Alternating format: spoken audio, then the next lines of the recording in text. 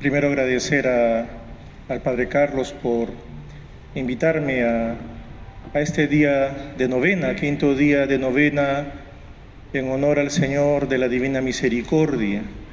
Hoy estamos reflexionando sobre la unidad de la Iglesia y recordamos que todos somos Iglesia, todos somos miembros de aquel pueblo de Dios, del nuevo Israel, de aquel templo del Espíritu Santo, la convocación de todos aquellos que han escuchado la voz de Dios, de los hijos de Dios dispersos.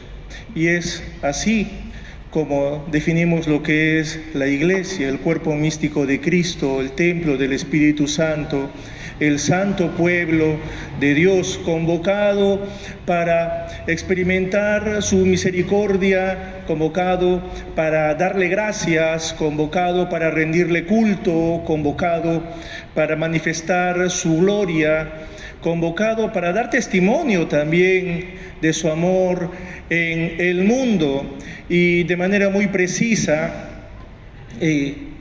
la fe nos recuerda que todos los bautizados formamos parte de ese cuerpo místico de Cristo.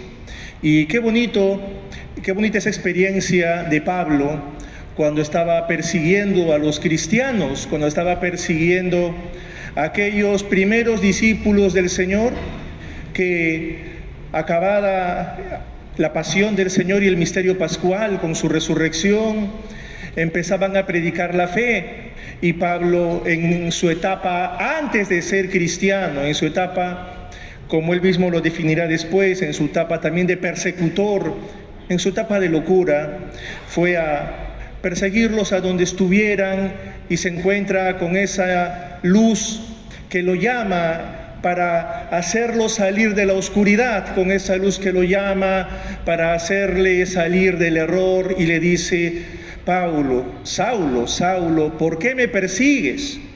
Y ciertamente Pablo le dirá: ¿quién eres, Señor? Y esa luz le dice: yo soy Jesús a quien tú persigues. Y recordamos que Pablo no perseguía a Cristo, perseguía a los cristianos.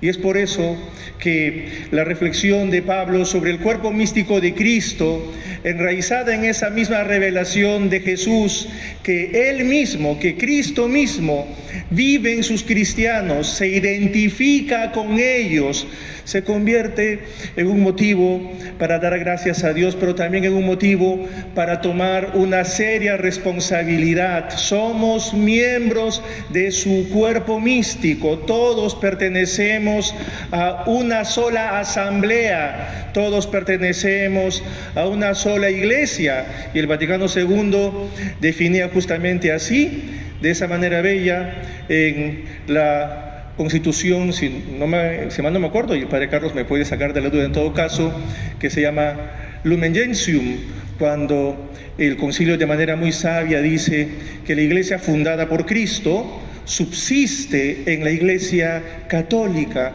en nuestra Santa Iglesia, subsiste, porque ciertamente la Iglesia de Cristo tiene un cuerpo espiritual enorme, subsiste visiblemente en nuestra Santa y querida Madre Iglesia. Por eso nos duele y sentimos una profunda aflicción cuando vemos cómo la Iglesia de Cristo se desgarra, como esta parte visible de la Iglesia en el mundo, la Iglesia peregrina, porque la Iglesia purgante y la iglesia triunfante no tiene estas divisiones. Allí se nota, en esas realidades se nota ya de manera plena la unidad del cuerpo místico de Cristo. Solamente la iglesia peregrina, la iglesia de este mundo, tiene este tipo de rupturas que nos debe doler en el alma, y es por eso que incluso en el diario de Santa Faustina nuestro Señor le manifiesta el gran dolor que Él siente cuando ve a su iglesia, a sus cristianos que están divididos entre ellos. Hoy atráeme a las almas de los hermanos separados y sumérgelas en el mar de mi misericordia. Y no puede ser de otra manera, porque el trabajo por la unidad de los cristianos, porque el trabajo de reconocernos los unos a los otros como miembros de una única comunidad y que todos volvamos a la obediencia de la fe católica, pareciera humanamente muy difícil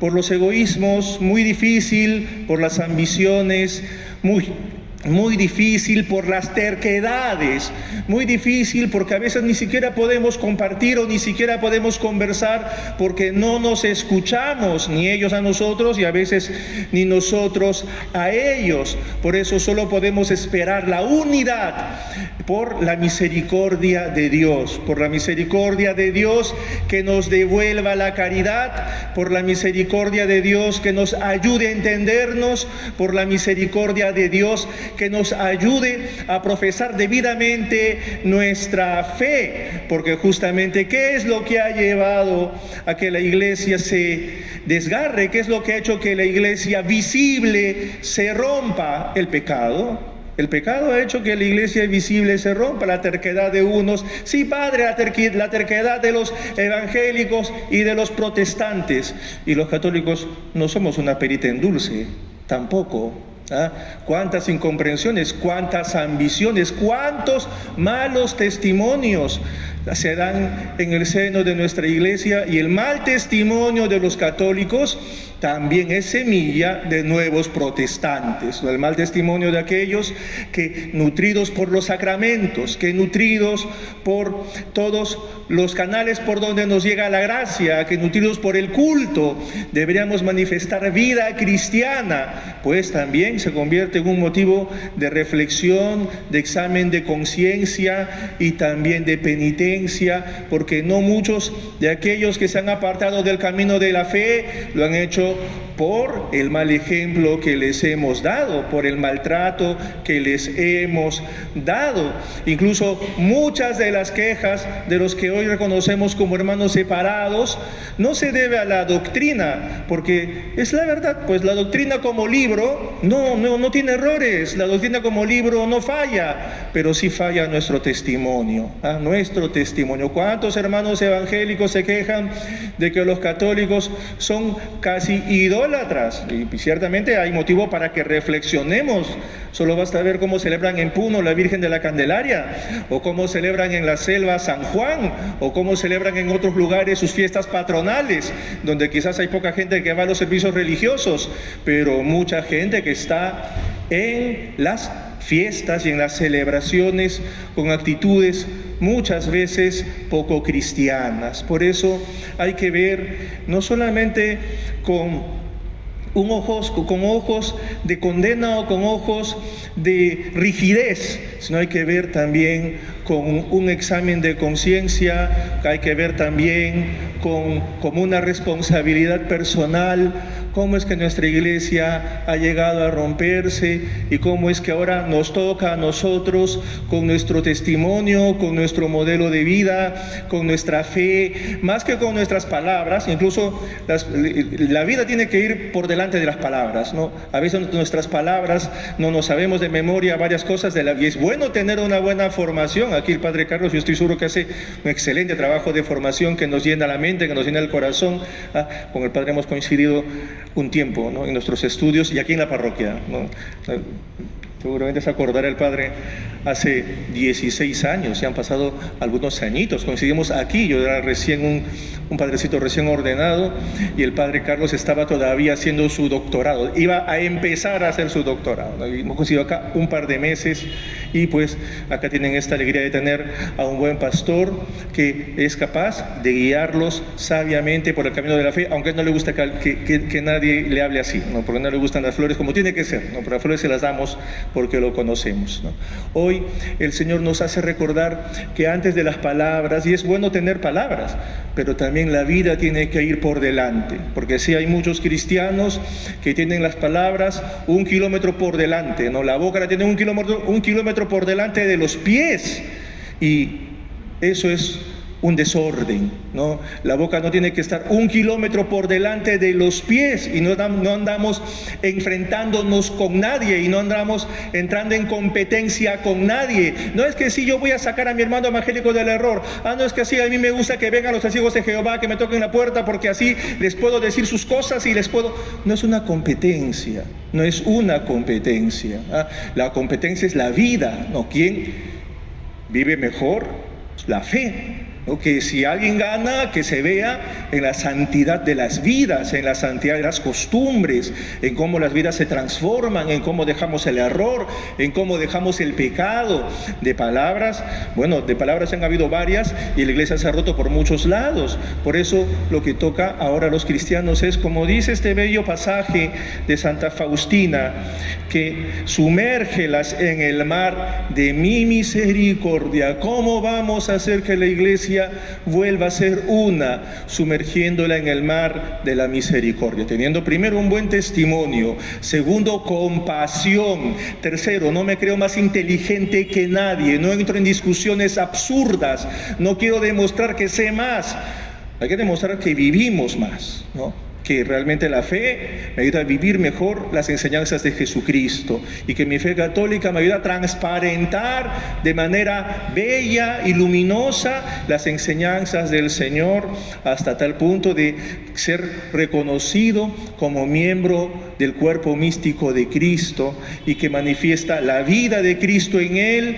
como la vid manifiesta, como el sarmiento manifiesta la vida de la vid. Hoy que estamos escuchando cómo el Señor pide que luchemos por la unidad, que trabajemos por la unidad, ni con soberbia, ni con desprecio, ni con egoísmos se trabaja por la unidad. Se trabaja con humildad, se trabaja con sinceridad, se trabaja con el testimonio, se trabaja con el día a día, se trabaja con la caridad. Y si alguien quiere ganarle a otro hermano de otra comunidad en las cosas de Dios, que le gane en el testimonio, ¿no? Ahí tenemos que manifestar que somos discípulos del Señor y que seguimos la palabra de Dios, y tenemos todavía un reto por delante enorme, enorme. Aquí Perú, nuestra comunidad, nuestro pueblo es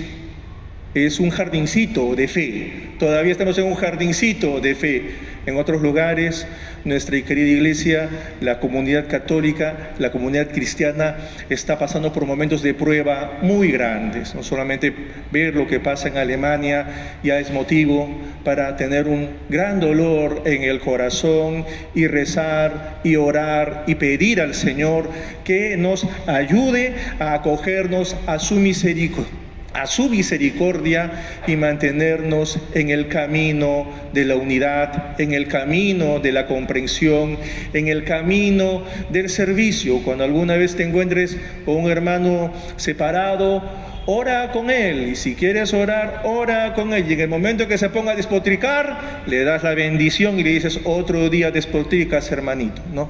Todo lo que sea oración, bienvenido sea. Todo lo que sea caridad, bienvenido sea. Y todo lo que sea desprecio, fuera. Y todo lo que sea pura palabrería y pura discusión, fuera. Eso no se necesita. Se necesita, como dice la palabra de Dios y como dice Santa Faustina, sumérgelas, atráelas hacia el mar de la misericordia. El Señor dice: durante mi amarga pasión desgarraron mi cuerpo y mi corazón. Según regresen a la iglesia, mis llagas cicatrizarán. Vamos a pedir al Señor que ayudemos con nuestro buen testimonio a cicatrizar las llagas de Jesús. Que todos sean uno, pedir al Señor en esa noche larga de oración sacerdotal, que todos sean uno para que el mundo crea. Es lo que decía Jesucristo: como tú, Padre, en mí y yo en ti, que sean uno para que el mundo crea. Y ese ese testimonio tenemos que darlo siempre con generosidad y tiene que verse sobre todo en un testimonio alegre, en un testimonio amable, en un testimonio visible, incluso en un testimonio sacrificado de vida cristiana. Vamos a pedir al Señor que nos conceda esta gracia. Que así sea.